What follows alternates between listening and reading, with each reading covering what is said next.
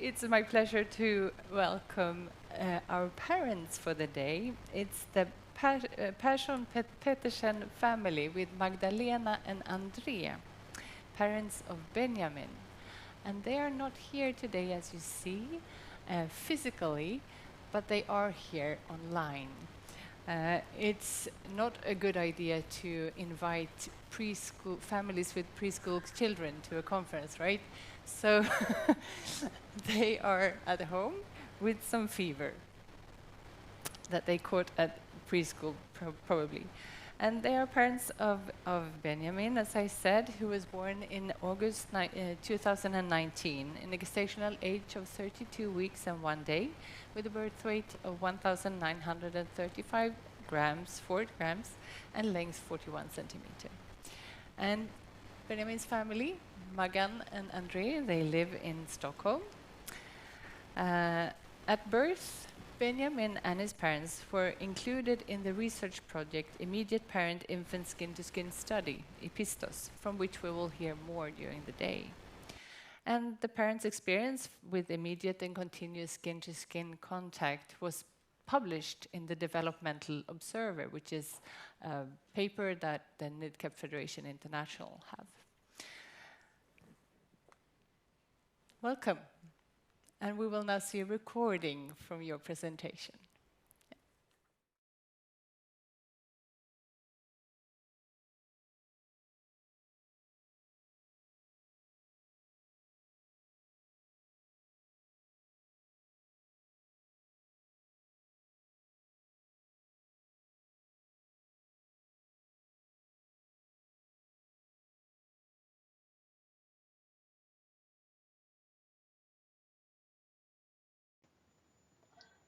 This is Benjamin, the son of happiness.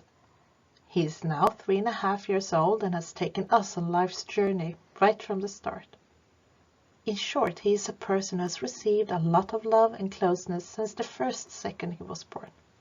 He truly is one of a kind and is the impersonation of his name, the son of happiness. We are so grateful for the opportunity to take care of our son from the very beginning, and will now invite you to take part of our experiences. This is a chapter, or 3, out of our family story. This is a quote from Astrid Lindgren, one of our time's wisest and warmest children's book authors. Our family's favorite Astrid Lindgren story is Saltkråkan.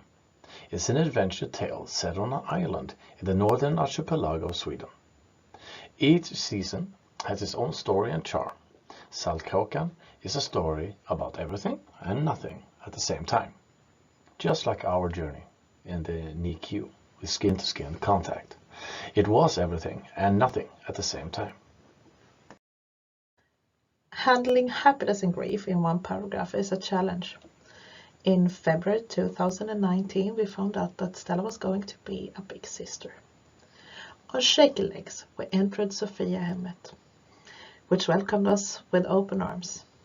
I did not know whether I wanted to vomit because I was nervous or because I had started feeling nauseous due to the pregnancy.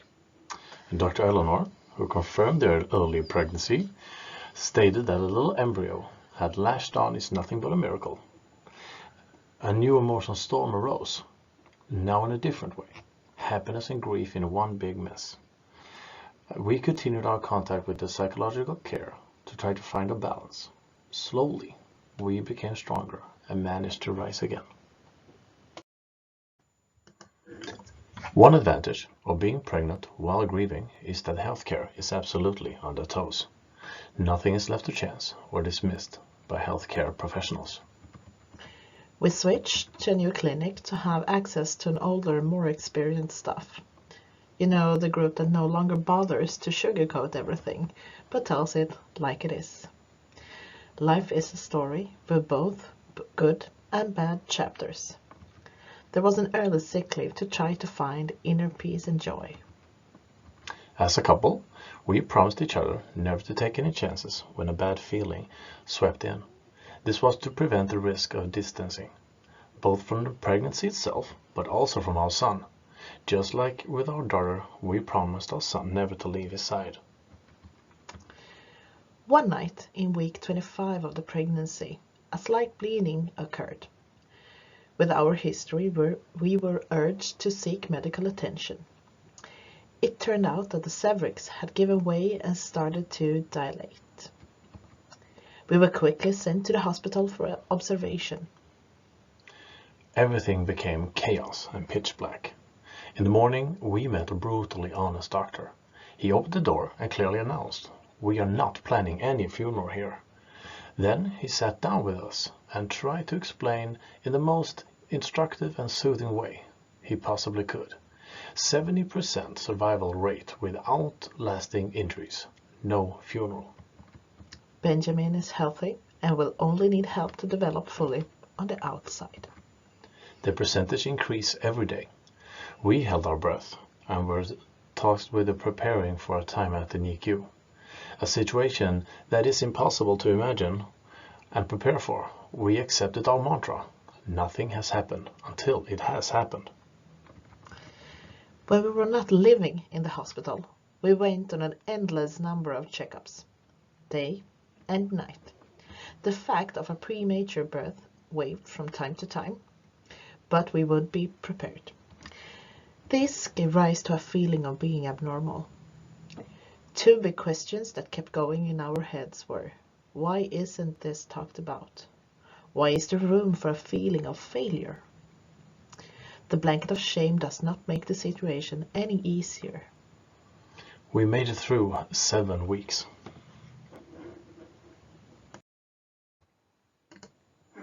Panic, fear, and trust are the three words that summarize our delivery experience. Thursday, August 15th. The panic is a fact. The water broke and Benjamin is on his way. The mantra, "Nothing has happened until it has happened," is recited through the journey to the hospital while the mind explodes with all the thoughts and things that need to be remembered. Whom should we call? Where should we call? What do we do and how do we do it? The fear bubbles up with every minute and the second being important. Everything and everyone took action when we arrived at the hospital, and after a while, the construction was skillfully stopped. And that's where our zero separation journey begins.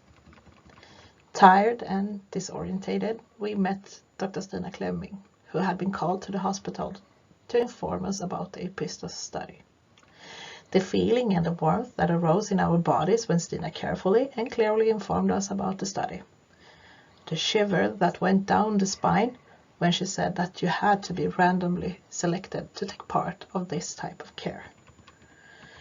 The shock and the panic arose when we understood that someone may take our child away from us.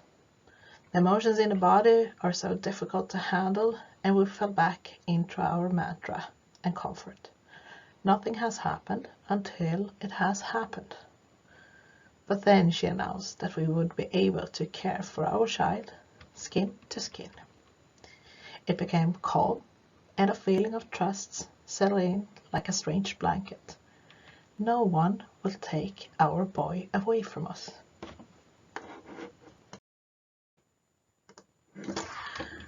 We were sleeping when the midwife gently knocked on the door, just to check in for the night. We agreed on a quick check just in case. With a shout of joy, she rushed through the panel of buttons and announced that we are having a baby here.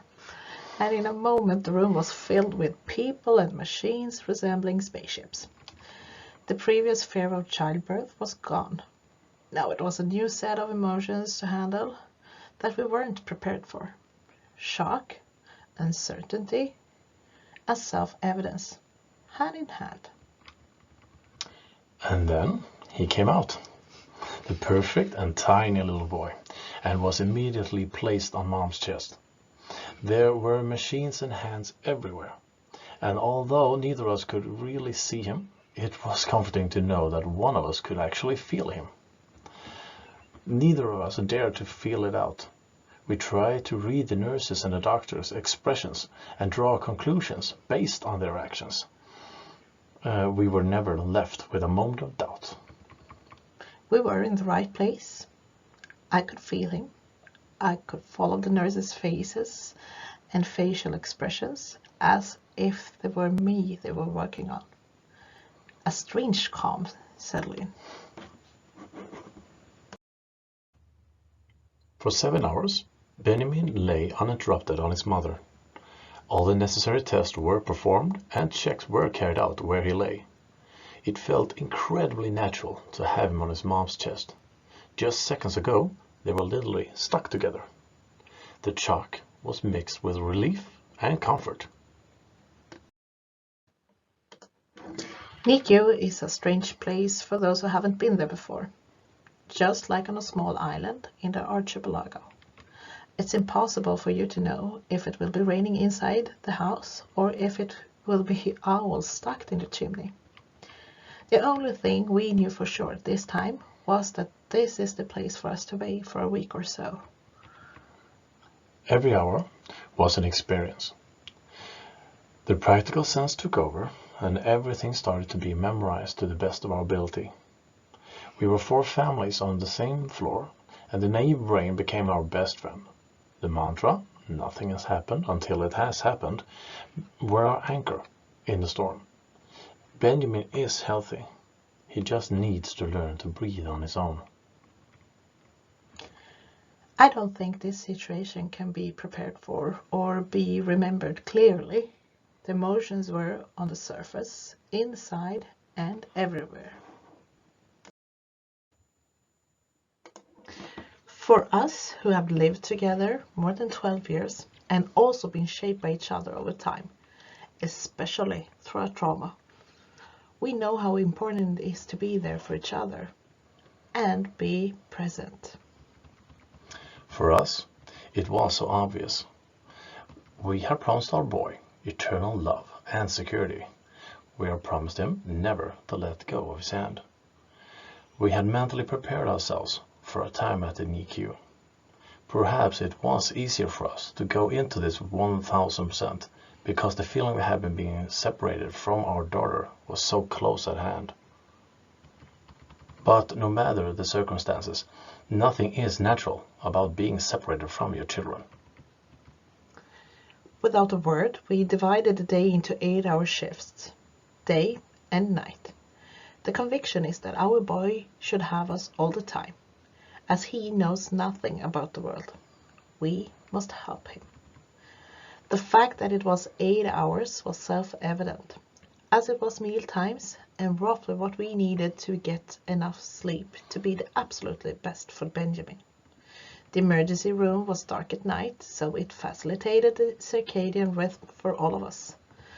Some nurses tried to normalizing the situation and offered togetherness, laughter, and good conversations. Our own shift changes were preceded by 15 to 60 minutes briefings. What had happened? How is he doing? What checkups have been made? Etc. Of course, we also took a moment to be mom, dad, and child together.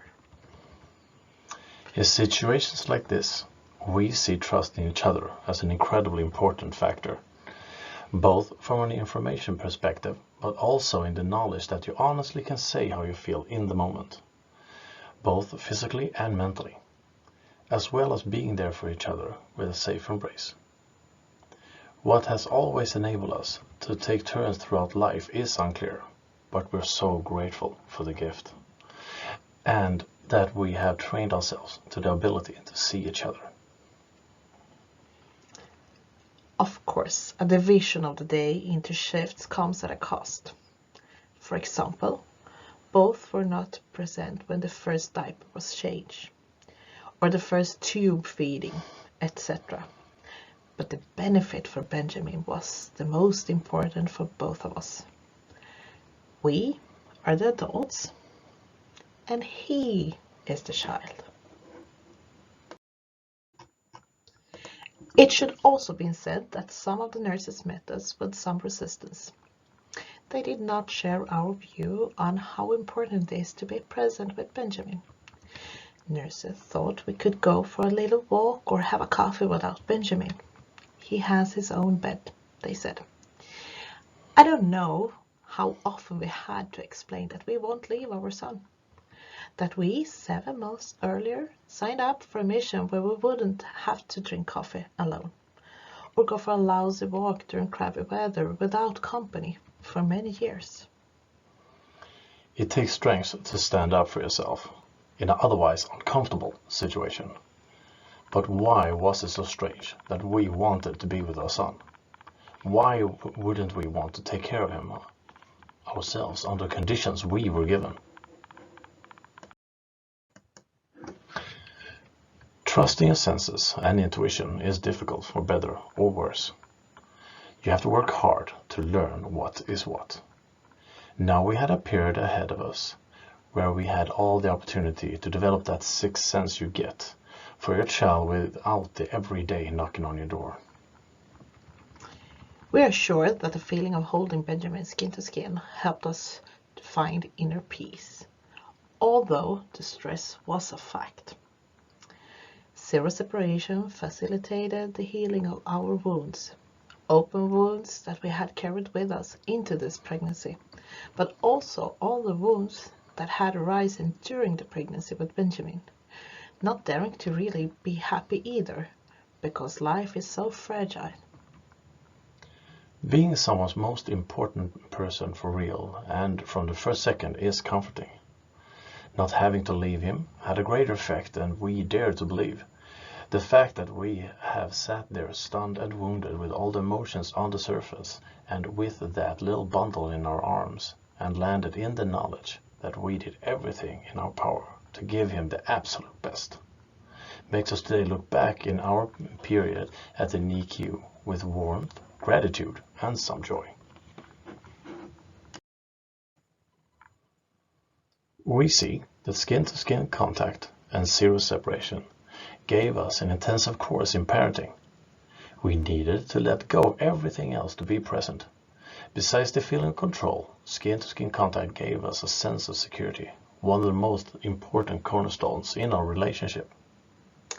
We were there for each other and become a close-knit team. Mom, Dad, and Benjamin. The feeling of having failed the pregnancy is overshadowed by the feeling of being able to care for your child. The days passed and we were moved to a family room. The flexibility from the hospital side changed a bit. Suddenly, Benjamin had to start sleeping in his own bed to be connected to a breathing monitor. In a way, I can understand it, but in another way, I can't. The fear bubbled in our bodies when he wasn't close to us. So, to ensure we could carry him close when we got home, we ordered a two-top, like the one we borrowed at the hospital, and one of the softest baby carriers online. We experienced a difference in Benjamin's behavior when he was close to us compared to when he was lying alone. The baby carrier and the tube top are expensive to buy in Sweden. Is it reasonable that a child's sense of security from this perspective should be a matter of class? One example that highlights the importance of zero separation is when Benjamin caught a cold sometime after being discharged from NICU and home care. The cold resulted in a hospital stay for observation, but quickly escalated to emergency care when he stopped breathing. Once again, we found ourselves as parents in a strange and urgent situation. However, having the time in the NICU behind us was incredibly valuable. Within seconds, we divided the day and took turns being awake. We reacted calmly to the zip-up machine rather than panicking, and requested a feeding tube when he was too weak to eat. It was an immense source of comfort, but as surely as our son needed us, we once again had to fight for our right to be present. Nurses found us bothersome because one of us was always awake, because we were too demanding, because we offered to administer the saline ourselves and asked them to show us how, because we fought to have the zip-up machine put back on Benjamin when he once again struggled to breathe after a few days, and because we wanted to pick him off bed since we knew skin-to-skin contact would help him recover faster. The frustration of having experienced the excellent healthcare, only to find ourselves in a situation where our child's well-being was no longer the top priority, was so absurd. Only the stars know what life would be like if we did not end up right there and then, in this country, at this hospital, and in the skin-to-skin study. When we still, 3.5 years after Benjamin's birth, can see that we had a journey in newborn care that is not offered to everyone, makes us sad. The fact that someone somewhere will have to be cared for according to routine care and will have to be separated from the little one when we know that other possibilities exist is horrible. Being able to care for your child skin to skin when there is a medical possibility feels like such an obvious thing. A small child needs its parents. A tiny child needs them even more. And if a parent's love and closeness aren't paramount in a child's well-being, then what is?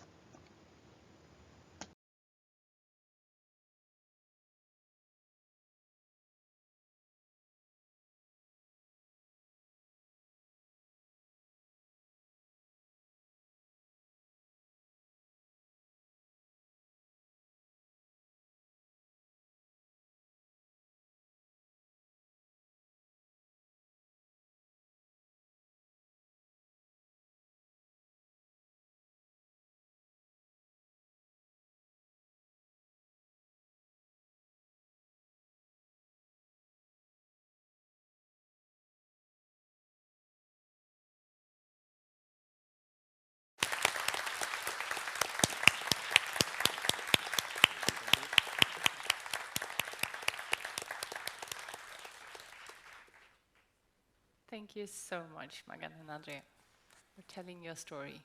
That's why we're all here today, to hear your story and to elaborate on it, and to see what we will do that improves the stories for other families. Thank you. Thank you. And we decided not to have questions to Magan and André. If you have a very special question, you can put it in the Mentimeter and we will forward it to Magan and André and see if they will answer you in the day. Thank you. Thank you. Thank you very much.